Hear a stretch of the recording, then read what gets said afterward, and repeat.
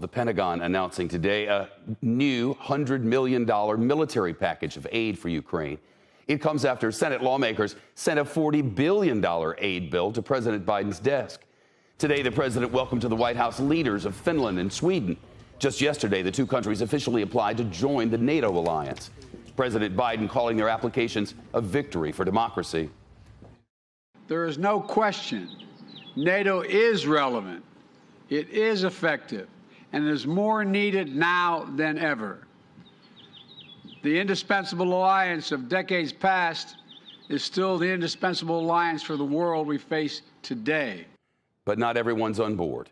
Today, Turkey's President Erdogan doubled down on his threat to reject Finland and Sweden's membership to NATO. CNBC senior White House correspondent Kayla Tausche now. Will this complicate the process, and if so, how much? Well, Shep, the White House believes that direct talks can resolve Turkey's concerns that Finland and Sweden are harboring individuals it considers terrorists after an attempted coup in 2016. Today in the Rose Garden, the Finnish president said that the countries are committed to Turkey's security and are actively engaged in combating terrorism. But the opposition could delay a swift approval in an application process that historically has taken more than a year to complete. Most recently, North Macedonia joined NATO in 2020 after resolving a 2018 dispute with Greece by adding North to its name. Experts say NATO could fast-track Finland and Sweden's membership because they already have close ties. They meet all the requested and needed criteria to join the alliance, so that's why the process is just a question of bureaucratic hurdles and political will. Vladimir Putin's continued aggression in Ukraine lends new urgency for allied leaders planning to gather again in Madrid in late June. This week, Putin appeared resigned, but didn't rule out further provocation.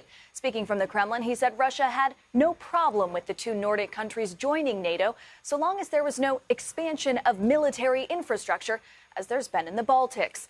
As the West grapples with the Russian threat, President Biden now takes his message to South Korea and Japan, bolstering partners in Beijing's backyard.